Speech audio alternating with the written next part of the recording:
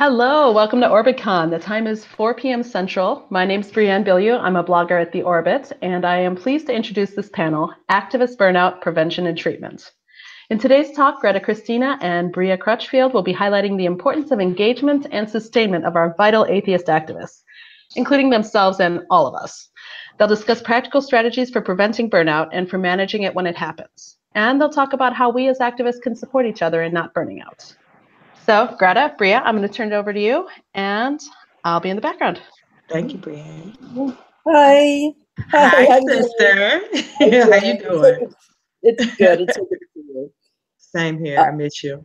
Yeah. So the first question is, how are we going to do this presentation and not just have it be us cursing for an hour?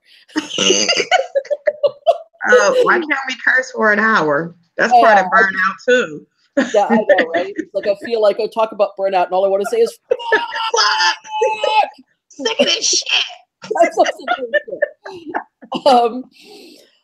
shit. So yeah, it's let's just talk. I mean, let's start by talking about what is burnout? Like when you've been burning out, how did you know, or how did you know it, like looking back in retrospect? What do you see as like, how did you know, how did it start? I didn't even know it was burnout until I was speaking to someone and he said, I'm just tired and I'm burned out. And as soon as he mentioned burned out, I said, oh my God, that is exactly what I'm dealing with. It became secular activism was becoming a chore. I no longer looked forward to interacting with anyone. Even Mandy says she doesn't know this, but even like if she called, I was very ambivalent about answering the phone. And you know how I feel about her the same way I feel about you. But I knew the conversation sooner or later would have evolved into the secular community. And every thought I had that pertained to the community was negative. I could see no good, none, absolutely no good at all. Even with the Detroit affiliate of Black Nonbelievers, we did my last meetup was in the summer. And I kept saying, I'm going to do another meetup. I'll do another meetup. And every time I thought about doing another meetup, I just got an attitude. I just had no get up and go. It was just a chore. So I knew it was burnout. Yeah, no, I had pretty similar experiences. A lot of it being, and some of this is in retrospect. I didn't realize it was happening at the time, or I kind of saw it was happening, but I didn't realize it was as bad as it was. Yeah. Until in retrospect, I wasn't looking forward to doing atheist events. You know, I was like just dreading it. And sometimes once I got there, in fact, most of the time, once I got there, I'd be fine. You know, once I got to the conference, once I got to the talk, I'd be fine. I'd be having a good time, you know, reminded why I do this work. Yeah. But always beforehand, I'd be, oh my God. Oh my God. Why did I say yeah? Oh my God. Yeah. Why did I agree to this? Yeah. And also I found that like everything I said about organized atheism was negative. Yeah. You know, and I realized, wow, I'm being a bad ambassador for this movement. You know, it's like every time I talk to anybody in the movement or out of it about this work, it was a scream of curse words. Yeah. You know? Yeah. And it was hard to tell in a way because it's not like there's not things to criticize about organized atheism. There's a lot to criticize. But before I was really super burned out, I could sort of balance that. And I could say, you know, when I was talking about it, I'd say, here's some of the things, yeah, there's some real fuckery happening, stream of uncontrollable cursing, but also good stuff. And that just started really shifting into almost entirely the negative. Yeah. And when I really, really started figuring it out was when people would tell me, I really appreciate your work, which is a very nice thing to say. And it'd say, I really appreciate your work, you know, keep on doing it. And it didn't feel like a compliment. It felt like a burden. Yeah. It felt like, oh God, you're telling me I have to keep doing this? Yeah, I have to keep going on. Yeah. And that's terrible. People are Yeah. saying nice things, and usually I like it when people say nice things about my Yeah. work. But it didn't feel positive. It felt like, it felt like like you said, like a chore. Yeah. I think for those that I've spoken to, see, when I spoke at Skepticon year before last, I Lauren Lane, she's so badass. There was no way I was going to say no to her invitation. Mm-hmm. However, I didn't want to talk about being Black. Like again, okay. I just didn't want to talk about that. So I really struggled. And because my being burned out was so personal and so intimate, I didn't want to talk about it because I felt like I'd be viewed as weak. I didn't want to feel vulnerable.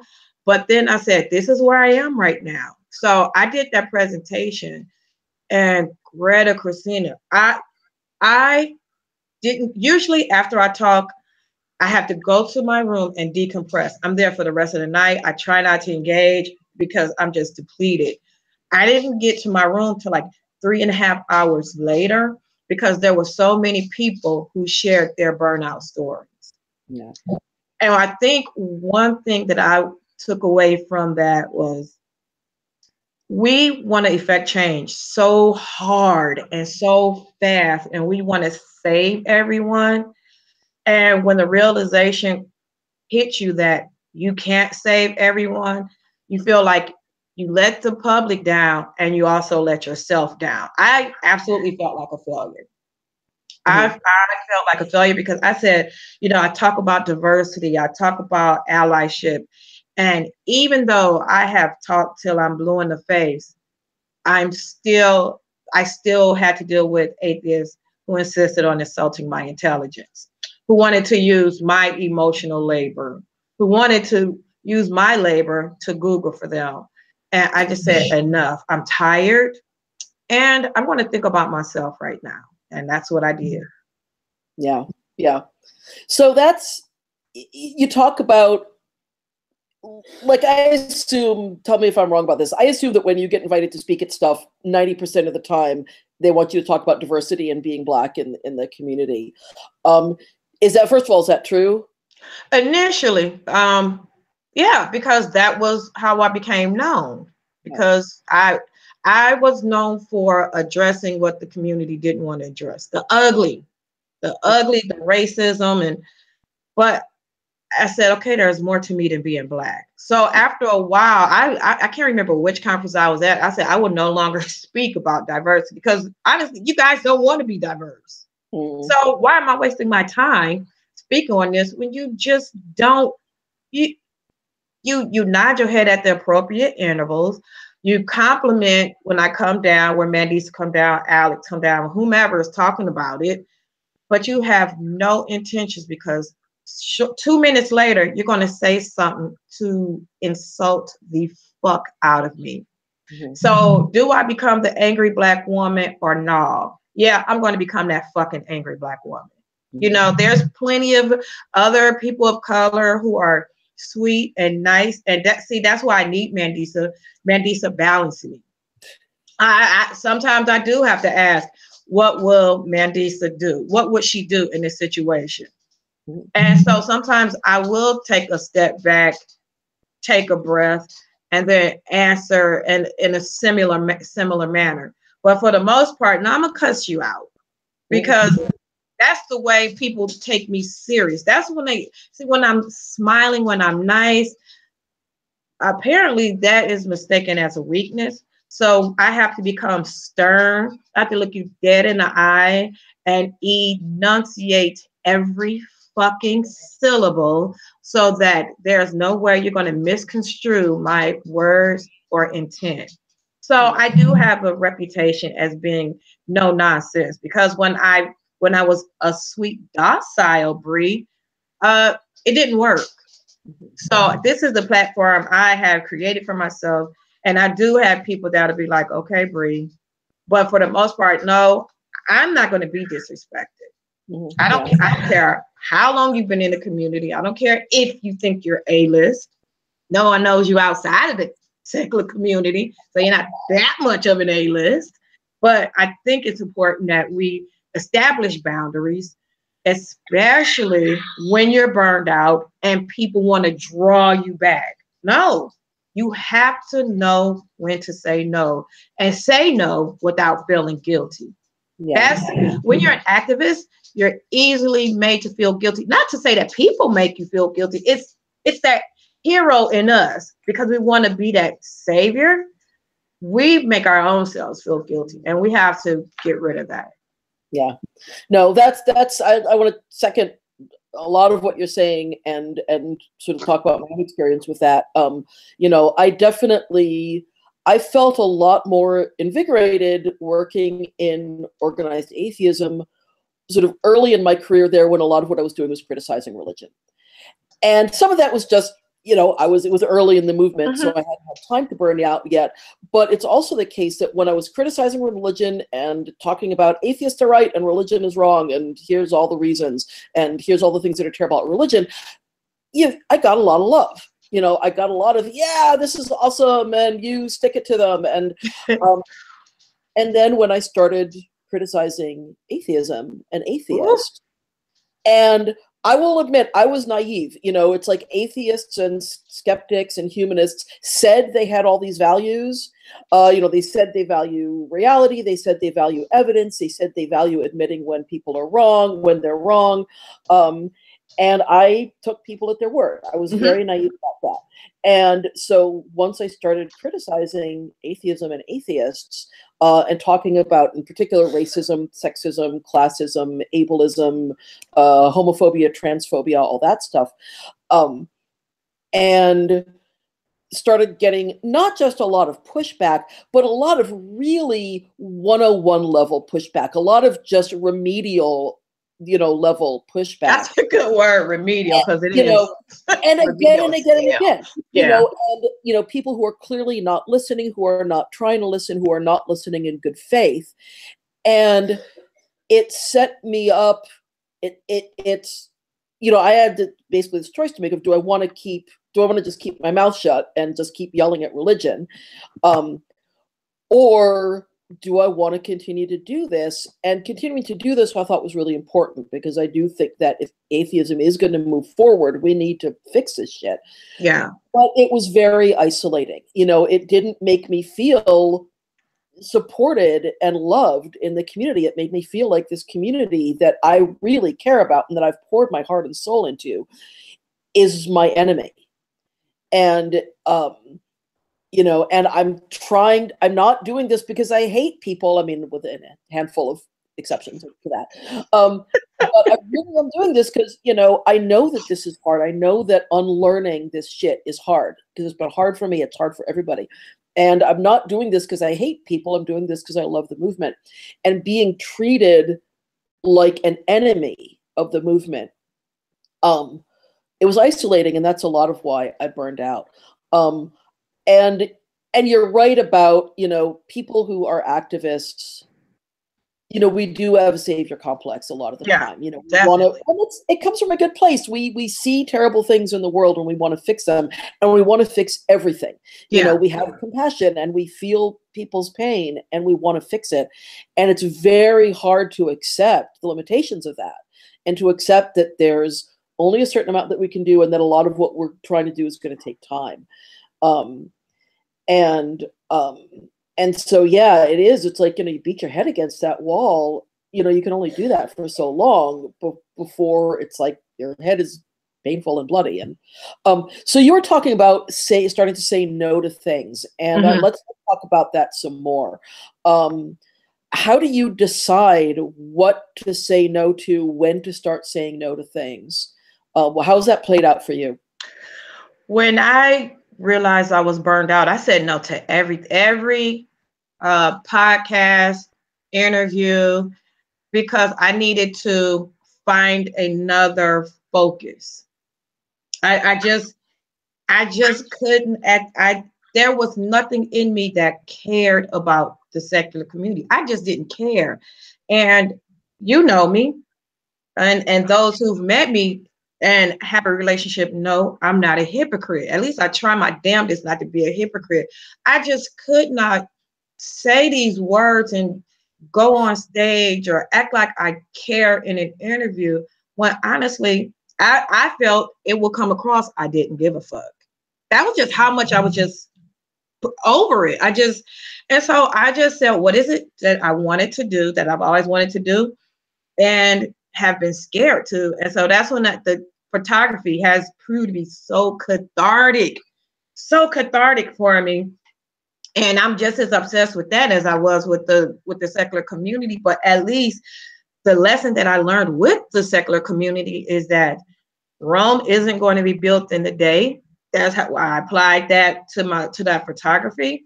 If I can't learn everything at once, it's okay. Most likely will have tomorrow to try it again. But even with the photography, whenever I wanted to learn so much so fast, I have several times stepped back. And when I felt I was ready to dive in, I was able to re-immerse myself in like learning, just the basics of photography. When I re-immersed myself with the realization that, honey, you're not Ann Geddes. You're Bree. She's been doing this forever. You've been doing it 2 months. Like, why do you think you have to be perfect? And I think that's a lot of another issue that we carry: perfection. You want trying to be perfect, and then there's a fear of success, and there's a fear of failure, which is just so hilarious to me how those play. But I think the photography, or just finding something of interest that was outside of the secular community, saved me. It saved me because I was so angry, and I was just so disappointed with every time I was on Facebook or every time I was on Twitter. The negativity was just confirming and reaffirming my feelings, and I wanted some of that. I wanted to recover some of that feeling I had when I first immersed myself into the secular community, with stars in my eyes. I wanted to like help people. I wanted some of that feeling back, and I couldn't. I'm getting there, but I'm still struggling with burnout, and I'm still saying no to some things because I would love to think about the organizers, but I'm just choosing to think about me. Yeah. I struggle with OrbitCon. I'm like, do I want to do this? Oh, that's who's going to be on the panel? Okay, yeah, because I know that, I said I don't know, there's more to me than being Black, but being in this community, being Black is significant, and especially when dealing with white atheists. I don't fuck with many white atheists. I just don't. Why? Because, to quote Mandy, they've given our ass to kiss. So there are only certain white atheists that I surround myself, such as you, such as Ingrid, such as Monette, Stephanie's Van, those who are on the fringe, those that no one like, that white guys aren't going to like. But like I said, I know these women will cuss their mamas out. They will cuss their daddy out. If they show racist, homophobic, transphobic, misogynistic, misandrous, or whatever tendencies. I've seen these women proving themselves time and time again. But for the most part, no, because I have to think about my mental health. And that means I had to isolate and protect myself and go into self-care mode. So that's where I'm at. Yeah. Yeah. Well, it's interesting what you talk about, because I've been also like saying no to a lot more than I used to. I used to say yes to almost every speaking gig that I was invited to. I used to say yes to almost every like podcast invitation, every interview that I got invited to. And part of why I've started saying no is just my energy level is really low. Part of it is that my trust level is really low. Yes.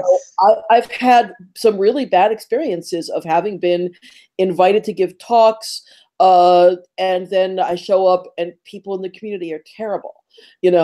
I've had, it's like I spent like all my entire time after the talk being grilled by people who are not asking me questions in good faith. You know, I've had experiences of, you know, I get interviewed by some podcaster or whatever, and then a year later, it's like, oh, wow, you're a flaming asshole. You are terrible. And I am just embarrassed that I gave you my time and that I told people, hey, listen to this person, listen to this interviewer. And so I feel now when I get an invitation, I can't just say yes. I need to spend a huge amount of time doing them. Yes. And I don't have that time. I don't have that energy. You know, it's exhausting. It's one more piece. And so what I tend to say yes to is people that I trust, you know, people that I already trust. And, you know, I will say yes. Anytime Skepticon invites me to speak, I will say yes. Yeah. Because I trust Lauren and I trust that conference. Anytime Annette asks me to do anything, I will say yes if I possibly can. Anytime you ask me to do something, I will say yes if I can. You know, or Mandy or Alex or but that's kind of a mixed bag, because on the one hand, it's freed me of, you know, it's freed up a lot of my time. But on the other hand, it's kind of isolating. I mean, people talk about the bubble and they, you know, it's like assholes say, oh, you're living in a bubble. And a lot of that's bullshit. I don't need to talk to people who are sexist, who are racist, who are homophobic, who are transphobic, because I hear that all the time. I can't get away from that. There is no bubble that protects me from that shit. You open the newspaper and there goes your bubble. Bam, right.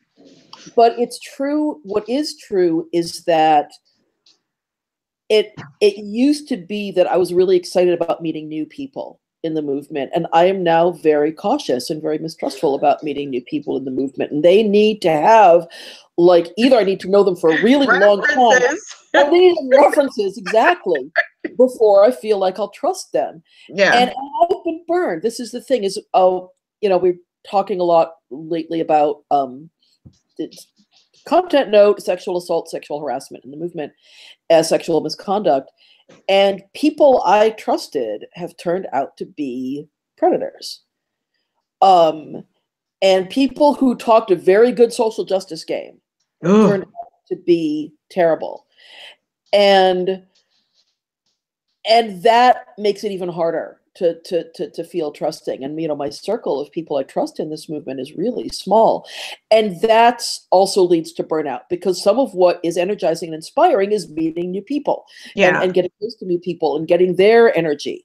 You know, so it's a mixed bag, but definitely on the whole, it's what I've just had to do. It's not necessarily what I would prefer to do, but it's what I've had to do, just to preserve, you know, myself. I want to talk a little bit about self-care, and sort of the easy answer to that is we all know, we can say, I've given a talk on this before, self-care is not selfish. And I can say to myself 100 times, I know that if I take care of myself, I know that if I take breaks, I know that if I say no to things, I'm not letting people down. I'm taking care of myself so that I will have something to give in the future.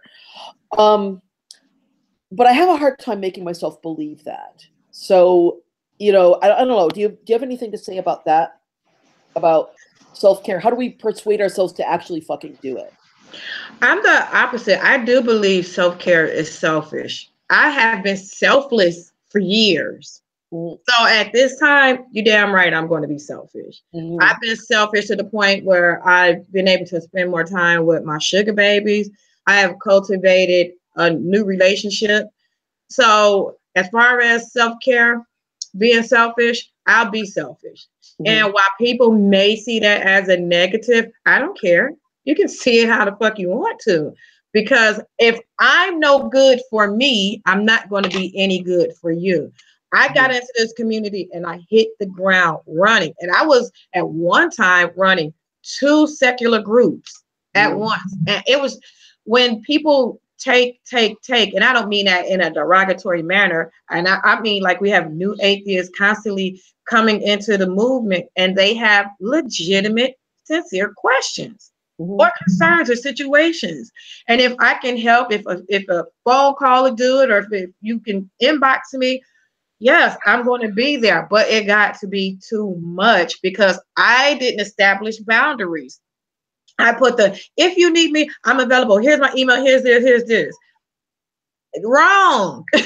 Here's my email if you need me. You know, and so yeah, I'm being very selfish. As a matter of fact, when I leave, when we conclude, I'm going to see my sugar babies. You know what I'm saying? So I'm going to be selfish. I don't see it as it being a bad thing, because my being selfish and taking this time for myself has allowed me to, okay, I will be a part of OrbitCon's panel. Okay, I'm going to attend this conference because I have regenerated mentally enough that I have the capacity to do so. So being selfish isn't a bad thing. Consider the source of who's calling you selfish. It's okay. Yeah, always consider the source. Yeah. No, that's a good point. It's funny because I find it easier to think of self-care in terms of, I need to do this, I need to take care of myself so that I can continue doing this work. And there's a degree to which that's true. And if it helps me do it, I'm not going to argue with that. And certainly some of how I've been framing self-care is in terms of thinking of the long haul, especially, after the disaster of November 2016, I've had to do a lot more thinking in terms of I need to be in this for the long haul. This is going to be a very long fight, and I don't want to be in it in 5 years, in 10 years. And so right now I need to step back. If right now, there was several months where I was taking a break from the news, and I felt terrible about that, because I was just like, I don't want to be one of those people who's like, I don't care about the news. I don't care about, but it wasn't that I didn't care. It was that I cared too much. And I got so caught up in it, and, and caught up in, things that I couldn't really do anything about. And so I was like, okay, I just need to take a break. And I spent like months, like just playing games on my phone, coloring on my phone, and petting my cats and watching TV with Ingrid. And, I would do commitments that I'd already made, but I wasn't making any new commitments. How did that make you feel though? Well, it makes me feel better. It's weird because on the one hand, it's retreat and I have depression, and so that's a little bit dangerous. But at the same time, it was like, okay, I have some more energy now. I have some energy that I didn't have. And I have some sense of optimism, and I have this, and especially, the political situation in the United States is such a shit show now. Yeah. But also there's been this massive resistance that's happening. And especially, God, young people. The fact that young people are doing this work now makes me feel a little bit like I can step back and I can let some other people do this. It isn't just up to me. And there's kind of this weird, it's like it's self-sacrificing, but it's also a little arrogant to think I have to be there. If I'm not there, everything is going to fall apart. Yeah. And one of the things for me about scheduling, I want to find out if this is an issue for you, about sort of saying no, what do I say no to, what do I say yes to, is that because I have depression and my depression is not predictable. I don't necessarily know how I'm going to feel in 3 months. That means I have to be really careful about commitments. I have this bad habit of, when I'm feeling good, I say yes to a bunch of things. It's like, oh yeah, I feel good now. I have the energy to do this, that, the other thing. I can do this conference and write that piece and, organize my Godless Perverts community at home. And I can do all these things. And then something hits me out of left field and I'm having a hard time just even getting out of bed. Yeah. And so let's talk about that a little bit when we're trying to deal with burnout. And we can't predict how we're going to feel in the future. How do you, is this an issue for you, and how do you deal with it? Yeah, I owe someone, I've been embarrassed. I owe someone an apology because I was approached to speak, I said at that moment, I was gung ho to speak. Like, oh, okay, cool. I didn't. That was it. That was the first and last conversation. There was email received. Fortunately, he didn't unfriend me. But I did. I have yet to apologize. I have not apologized to this organizer, and that's because I'm number one, I'm embarrassed. Two, I've never ever stood up an organization ever in my life. But I thought I was ready.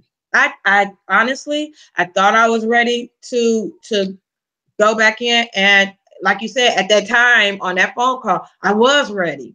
But by the time the event drew near, I was like, I just kept saying, oh my God, I hope he doesn't contact me. I hope he doesn't contact me, because he had my phone number. And I'm just like, if he calls me, I don't know what I'm going to do. I just had no intentions of attending. I couldn't. I had nothing to give. So I'm going to send him an email when we get off the phone, or I'm going to contact him. I might not send an email, but I'm going to make a contact and profusely apologize. It's just more I'm embarrassed that as the reason why I didn't contact him.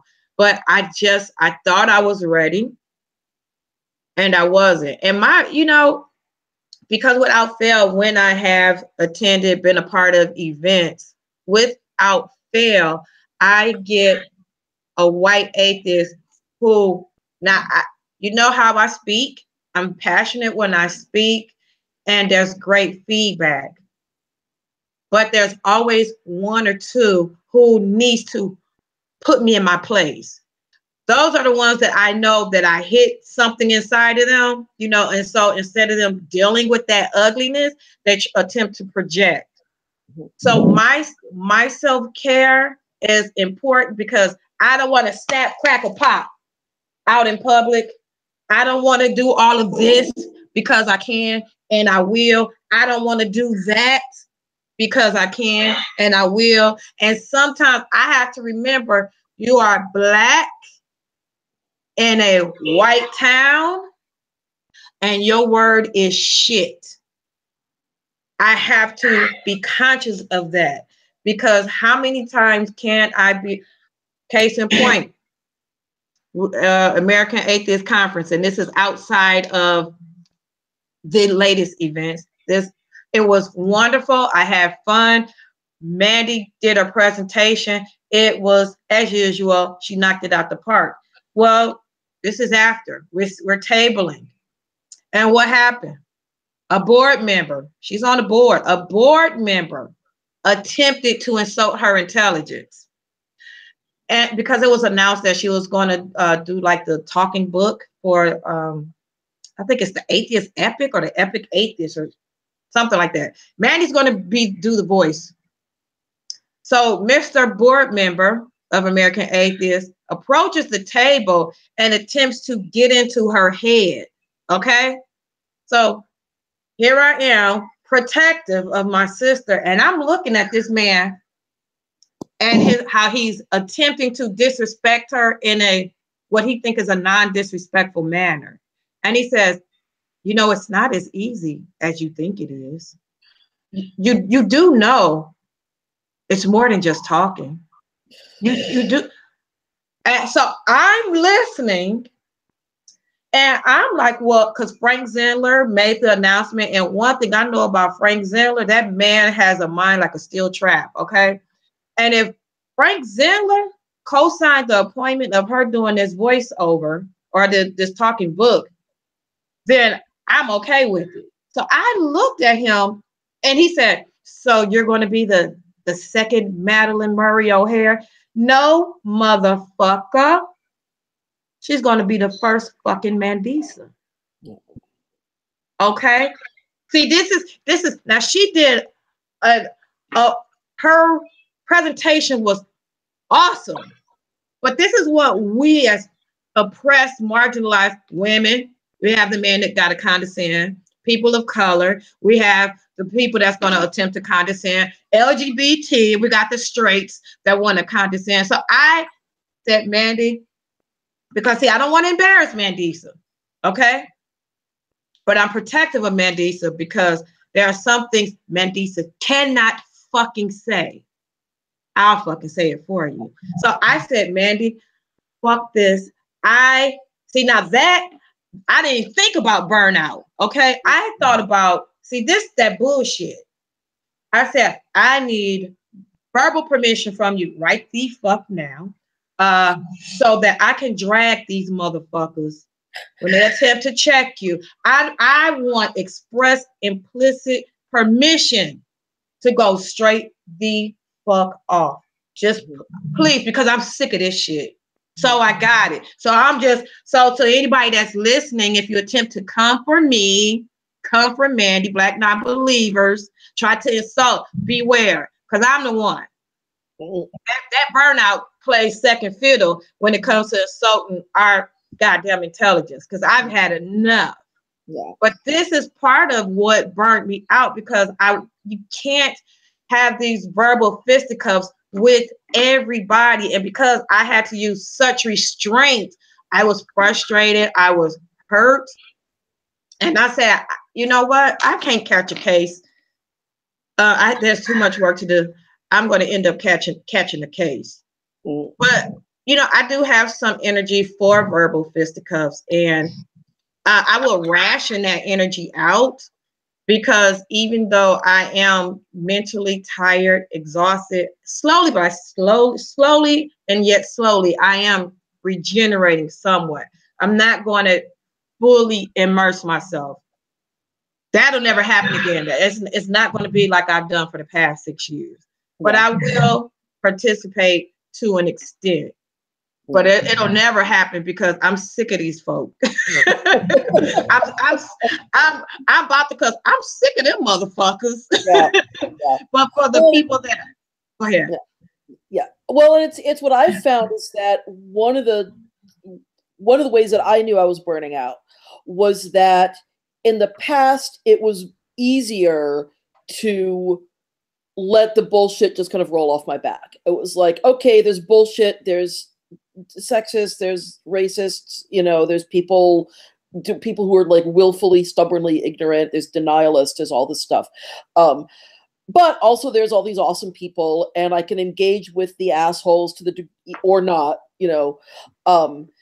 And as time wore on, you know, you can only hear so much bullshit. You can only hear so many people telling you that you're second rate.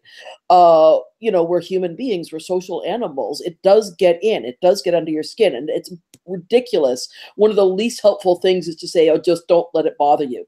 You know what? You get threatened. Exactly. You know, every time you open your mouth for years, and then fucking tell me not to let it get under your skin. You know, you worry every time, you know, it's like, it got to this point where I'm a writer and I'm trying to promote my work. And yet, if journalists approach me to talk about bullshit or fuckery in organized atheism, I would be really reluctant to talk to them, because I knew I was going to be, okay, here's going to come around of threats and harassment. And, you know, it's exhausting. We're social animals. When 8 million people tell you that you're second rate, that you, or worse, it does get under your skin. And it got to the point where I could have an amazing conference, I could give an amazing talk, but one asshole saying something really terrible would, like, that's all I'd want. That's all you hear. That's all you hear. And that's definitely a sign of burnout. If I'm not able to set, you know, and it's not like it's like, oh, you should just ignore it, you shouldn't let it get to you. But if I'm not able to set it aside and focus on the things that I love, then that's like, okay, I need to regenerate. We have a question. Do we want to get to the question? Yeah. Okay. So there's a question. By the way, if you have questions, you can type them on the blog post about this event and we'll try to answer them. The question is, do you have any advice for activists who start to feel isolated from people outside of their group? That was the problem I had was when I was a student activist. Do you have anything to say about that? God, I wish there was a little bit more information. So these are people he felt isolated from people who weren't atheists. I guess so. Yeah, like or either who were an atheist or who were outside the atheist community they were in. I think that's a common see, and he said when I was a student activist, I dealt with that as an adult, as a middle-aged adult. And I think it was initially I took it personal. I took it personal because my family had issues with it. We already had a contentious relationship. So being an atheist didn't help. Then there were people who I thought were friends who isolated, blocked, deleted, talked about me, gossiped, whatever. And then there were Facebook, within this community, who once I started speaking, they had no dealings with me. I think once you decide that you're going to become an activist, this is just a reality. This is a burden that you're going to have to bear. But don't take it personal, William. Please don't take it personal. I think that's also an important reason why having a support system. That's why you have me, Greta. That's why I have you. That's why we have Ingrid, Mandy. I name the same people over and over. Jen Peoples. I name the same people over and over because when I'm mentally low, somebody is going to check on me. Somebody's going to say they love me. Somebody's going to say something. So, William, I say if you don't have a support system, get one, strive to get one, make that a goal because you're going to need it. You're definitely going to need it. Yeah. And I would add to that. I mean, I think that this is, for a lot of people, it's more of a problem if the where you are geographically or the community you're in is more conservative or more religious. I know it's relatively easy for me in San Francisco to find support out, that from people who are outside organized atheism but are not, hostile to atheists. But I would say if you can do that, do that. Find people who aren't in the middle of the fuckery. And that's, sometimes the people in the middle of the fuckery can also be like the people that you're closest to, like you, like Manette, like Stephanie, the people who are amazing. But also if you can, find people, and it doesn't have to be a whole community of people. It can be, that would be great. But find at least a couple of people who are outside organized atheism, but who are okay with you being an atheist, and like to just talk about whatever, to talk about photography, to talk about Steven Universe, to talk about food, to just talk about anything other than this. So we have another question. What have you found helpful or refreshing from fellow activists when you've been in the midst of a burnout?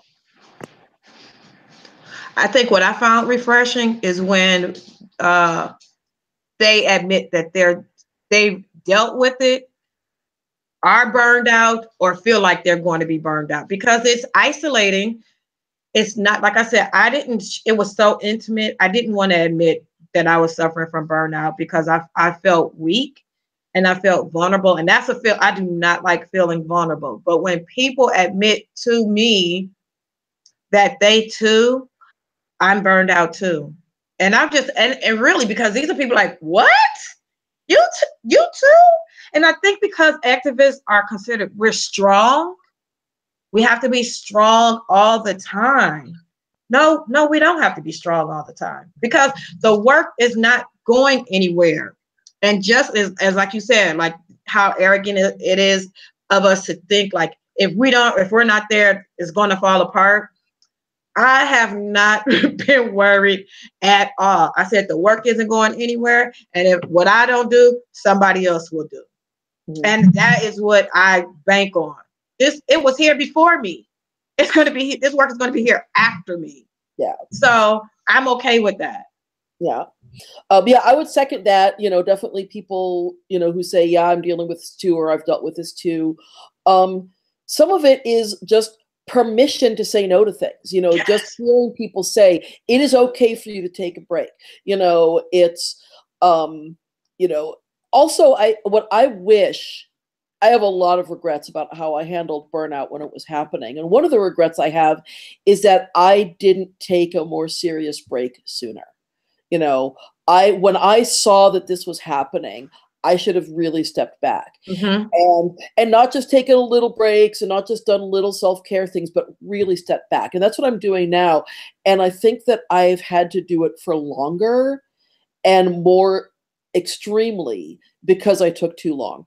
Yeah. So some of what's helpful is just what would have been helpful to me at the time is more people saying, and I don't know if I could have heard it because I have my own shit, but if more people had said, Greta, you're burning out, you need to take a break. It is okay for you to take a break. We will survive without you. And, you know, and again, it's this thing where I don't want to tell people, don't tell people how great they are. Don't, you know, because yes, tell people how great they are. But there was this stretch when I was hearing, we are so great, we need you, as I can't leave. Yeah. You know, and so if you're telling somebody that you're great, that you value their work, I don't know, make sure that you also say, ask people, what do you need? How are you? Yeah. You know, how can I help? Yeah. You know, and then of course there's the bigger thing, you know, which is try to make the community one that supports people. Try to make the community one, you know, recognize that burnout is a thing, and and especially recognize that burnout is harder and worse for those of us who are marginalized in ways other than being atheists. You know, people, you know, Black and brown people, women, trans people, you know, poor and working class people, people with mental illness, people with physical disabilities. It's harder on us. And so try to build, for one thing, try to build structures, just offer to help, you know, offer to volunteer. You know, that makes a big difference. Offer to volunteer and don't flake out, you know, don't offer help that you're not actually prepared to give. But also, you know, when it comes to fighting these other fights, when it comes to fighting, you know, the misogyny and the racism and all the other bullshit, speak up. You know, I got tired of being the only one in a conversation or the only one in a Facebook thread that's saying this is fucked up. You know, the more people who speak up, the less burden it is on the rest of us, and the more we just feel supported. Yeah. Do you have anything else to say about that? Because I think it's a good way to sort of wrap up. How do we take care of each other with this stuff? How do we support each other? And, you know, I just wanted to go back as far when you said giving permission. That is so important, and it's not external permission, it's giving yourself permission. Because let me tell you what's a beautiful thing for me. Now, when I first got into this community, I would wake up like, how am I going to change the world today? How am I going to help someone today? Now I'm just like, this coffee show is good. Ooh, I don't have any worries. I'm not worrying about the secular community. Oh, speaking of secular community, this is my coffee mug that I got for godless bitches. So I want to shout them out too. But it's freeing to not worry about the secular community. It's freeing to not give a damn about secular community. I'm not talking about the people who are struggling. I'm saying that burden that and I'm not blaming anyone, that I put on my shoulders, I took that burden off and set it to the side and said, whatever happens to that community, it's going to happen, whether I'm a part of it or not. I gave myself permission to not give a fuck. I gave myself permission to, without the guilt, to think about myself. I gave myself permission to not answer to anyone who think they can come and question me regarding what I am or what I'm not doing. And I think that's just pivotal, that we have to give ourselves permission, because mothers, if you're a mother, if you're a caretaker, we're guilty of that in that respect. We take care of everyone except ourselves, and we have to give ourselves permission to take care of ourselves. And don't, if we see someone struggling, maybe, I was dealing with some pride issues. I don't know if someone would have said, I think it would depend on the person. If they approach me and say, Bree, it seems like you're struggling. Are you okay? I wouldn't answer that question to everyone. I wouldn't. Just because in my dealings, people have agendas and intentions, and people screenshot. So, I mean, you have to be careful what you type, what you say on the phone call. So I don't say anything unless it's to my very intimate circle. And I forgot to mention Sakibu too, because Sakibu has definitely been there. Sakibu Hutchinson has definitely been there for me too. I'm just not going to be quick to share my life with people under the guise of they care. I don't believe everyone cares. So I'm not going to be forward in sharing my struggles, only with those that has proven themselves to me. No, I hear that, and it's weird for me because I think certainly I have some of the similar stuff you have about not trusting, and it's on the one hand, mistrust is a sign of burnout, but also it's not like it's wrong. Yeah. But I also think that if more people, whether it's people I was close to or people who I was more peripherally knew, said, it seems like you're burning out, have you thought about taking a break? Even if I wasn't willing to talk about it with them right then, I think it might have helped. I think I might have heard it. I mean, I know that when you gave your talk at Skepticon, and because it's like I've given talks on burnout, and one of the things I say is take a break, take a little break, take a big break. And yet it was you saying at Skepticon, take a break. No, really a break. Don't just take a long weekend and go to a bed and breakfast. Really take a fucking break. Yeah. Step back from this work. That I was like, you can do that? Fuck yeah, you can. Yeah, but it's and I don't think I'm the only one who does this. It's like it's easier sometimes for me to hear that stuff from other people. Yeah, tell myself that I'm just all of my stuff about I'm selfish and I'm lazy and whatever. But hearing you say it was like just this place, and my brain was like, oh, I can do that. Yeah. I can say no to things. And I can say this goes back to something we were talking about before. It's okay. I mean, it's not ideal, but it's okay if you've committed to something and you really can't do it. It's okay to say, look, I'm sorry. I said I was going to do the thing and I really can't. Mm-hmm. I do not have it in me to do that right now. Yeah. And it sucks, but I feel like it's better to do that than to just half-ass it. Yeah. And so, yeah, I think that certainly I think just telling each other it is okay to take breaks. So here, I'm saying this to anybody who's listening to this. It's okay to take a break. It's take okay a fucking break. It's okay to take a long break. As long as you need. As long as you need. And you know what? If that break is permanent, if you're like, I need out of organized atheism, I'm going to go do something else, then do it. That's okay too. I would rather you do some sort of activism someday when you're feeling better somewhere than to just keep hitting your head against a wall and and then just destroy yourself. I don't want people to do that. So please take a break. And also just step up, really. It's like there's this thing, especially in community organizations, where 20% of the people do 80% of the work. If you step up, if you just volunteer, and just a little things, you don't have to volunteer your whole life. we had in Godless Perverts, it's a local community organization that I co-founded with Chris Hall. And somebody stepped up and said, okay, I'm going to do the publicity on FetLife. FetLife is this, kinky community. Oh, yeah. And this woman said, I'm going to do that.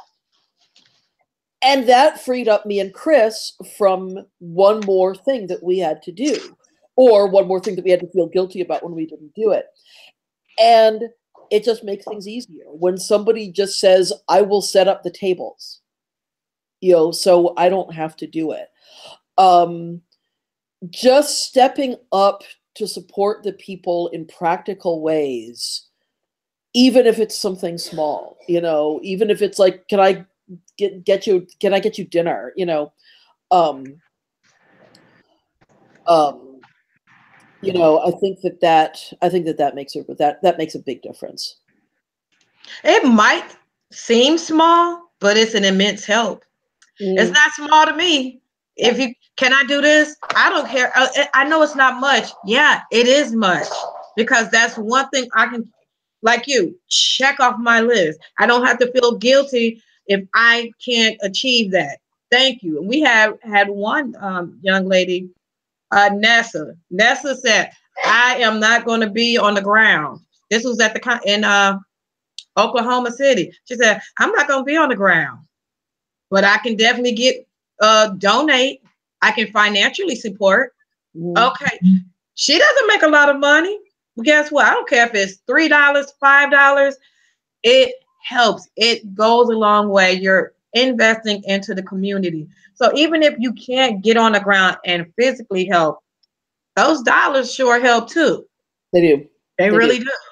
They do. I mean, they make it's like in this, whether it's volunteering or donating or whatever, it's the practical help is hugely helpful. And it also helps us not feel alone. It's like, it's really easy to just feel like, we're doing everything. It's like, for community leaders, community organized, to feel like we're doing everything. And if even just 5 people are doing something really small, it feels like, okay, we're not just whistling into the wind. We're not just, this is actually a community. And that's true whether it's a local community, it's true whether we're talking online communities. It's, if everybody does just a little bit to pick up the slack, it's not just that the practical help makes a difference, it's that it makes people feel like, okay, we're all in this together, and that makes a big difference. Yeah, agreed. We've got just a couple minutes left. Do you have any final words? Yeah, I don't feel guilty about shit. I'm happy. I'm free. I'm glad that I pulled myself back.